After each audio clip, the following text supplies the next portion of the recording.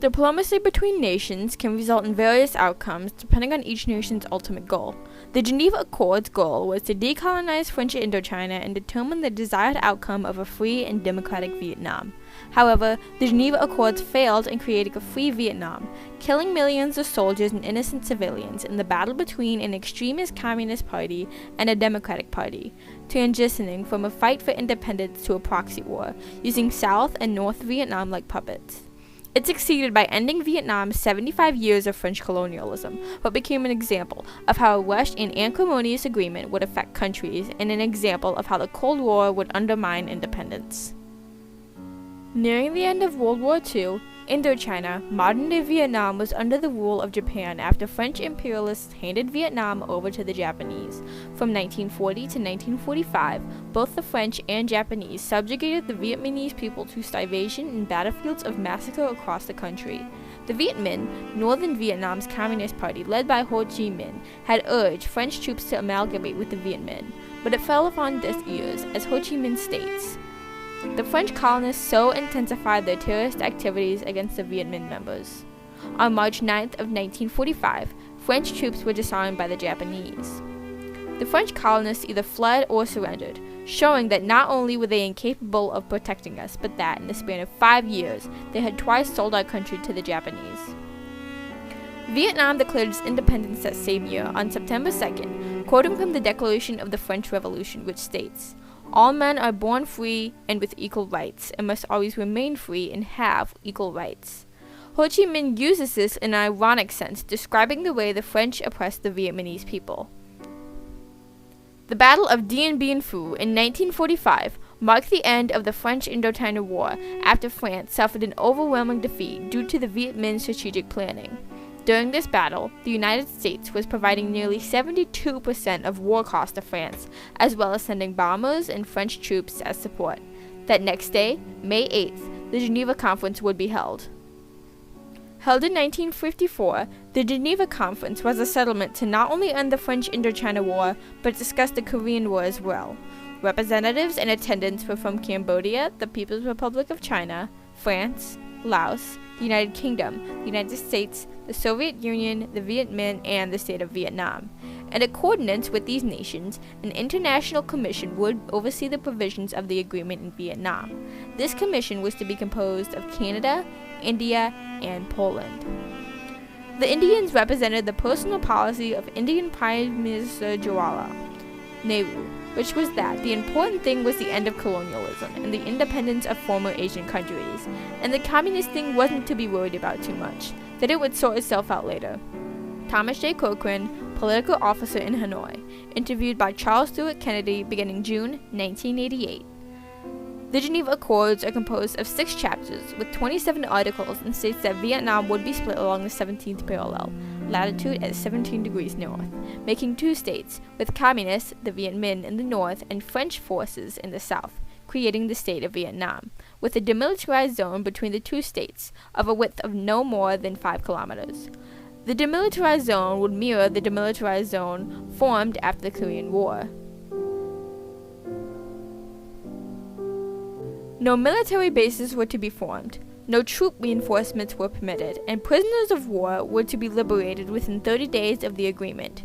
Only 7 of the 9 parties pledged to the agreement, and subsequently, the final declaration was signed by no party. Ultimately, the United States and the state of Vietnam, the South, refused to pledge to this agreement, believing Ho Chi Minh would assume all of Vietnam. However, the U.S. agreed to abide by the accords. Support from the U.S. instead went to the state of Vietnam leader Ngoc Dien Diem to oppose any communist influence. With these different ideas, debates and arguments persisted throughout the conference. There was tension, with French, who were humiliated by their defeat, felt the backlash of those who wanted to eradicate the communist influence in Vietnam and its neighboring nations. North Vietnam wasn't entirely delighted with the outcome of the accords either, although it would seem so, as it was obvious that Ho Chi Minh would win the national elections. The North didn't get the solution to the end of the war that they had hoped for. The Soviet Union and China, who were allies of the North due to their similar communist stance, ultimately would defy the North due to the worry and stress of America's reaction if they pushed too far for Vietnam to become entirely communist. They also wanted to ease tensions with the West after World War II and the beginning of the Cold War. Both the South and North were controlled by their respective political parties throughout the conference, the North by the Soviet Union and the South by the United States, ultimately transitioning the Accords to a political battle rather than the unification of two states and giving Vietnam independence. I think this was again for the purpose of making the Soviets and the Chinese uneasy about whether the Americans just might be pushed too far, might react if they pressed too far. I personally think this was part of the reason for actually getting the deal that they got at Geneva, and some people have said that there is evidence that the Soviets and the Chinese put great pressure on the North Vietnamese not to push beyond the agreed parallel as a basis for the settlement, but fear that it might provoke some reaction. Dr. Robert R. Bowie, head of policy planning at the State Department, interviewed by Charles Stewart Kennedy beginning March 1988. By the end of the conference, no treaties were made, and none of the 10 documents that made up the Accords were binding to any participant at the conference. Not one of the 9 countries signed the agreement, rather pledging to abide by them instead. At midnight on the 20th of July, 1954, the Accords were distributed to the Commander-in-Chief of the French Union Forces in Indochina, Brigadier General Del T, and the Commander-in-Chief of the People's Army of Vietnam, Ta Quang Bu, Vice Minister of National Defense in the Democratic Republic of Vietnam. As a result of the Accords in 1954, the Viet Cong, a pro-communism group located in South Vietnam, formed. According to Article 14, an election would be held on July 20th, 1956 to unify the two states through free election. Civilians were allowed a 300-day grace period, where they were able to relocate to either the North or South before the elections. This came to be known as Operation Passage to Freedom, where a U.S.-French task force would support those who would move from the North to the South by providing refugee camps, while those who moved to the North would get no assistance. American political leaders labeled this as a way to help freedom-loving fighters. However, it was just a propaganda ploy to strengthen the anti-communist movement. When the 1956 election arrived, the state of Vietnam refused a national election because the South knew that Ho Chi Minh would succeed and create a communist state. The United States supported South Vietnam's refusal to hold the election. Since South Vietnam and the United States never signed the Accords, they had ample reason not to hold a national election. Eisenhower saw the Communist Party spreading throughout the Eastern Hemisphere during the Cold War, which he predicted, believing the domino theory that if Vietnam fell to communism, other nations, such as Cambodia and Laos, would also become communist states.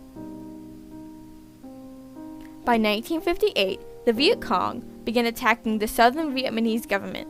This group had no connections to the Viet Minh besides similar ideals.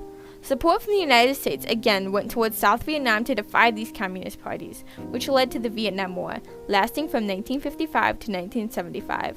As of January of 1973, U.S. forces were withdrawn from Vietnam and prisoners of war were released after the Paris Peace Agreement was signed. Later in 1975, Southern Vietnam would surrender to the North, reuniting Vietnam, creating the Socialist Republic of Vietnam, a communist country. Diplomatic relations didn't resume until 1995, when embassies were opened by the United States in Hanoi while another was opened in Washington by Vietnam. Although the Accords had positive outcomes between 1954 and 1956, ending the French Indochina War and setting up the building blocks to establish diplomatic relations between France and Vietnam in future years, it would establish a proxy war between the United States and communist countries. It would only further agitate the South, as they knew they would lose the election, and the North, as their allies in China and the Soviet Union would betray them for their own personal gain, leading to the Vietnam War, killing millions of soldiers and causing government distrust back on U.S. soil. The Geneva Accords ultimately was a long-term failure after no party signed the agreement and Vietnam became a communist nation, creating the domino effect Eisenhower mentioned as Laos and Cambodia both fell to communism in 1975, and the continuing debate on communism's effectiveness. What was supposed to be a push for independence for Vietnam became a political battle between communism and democracy.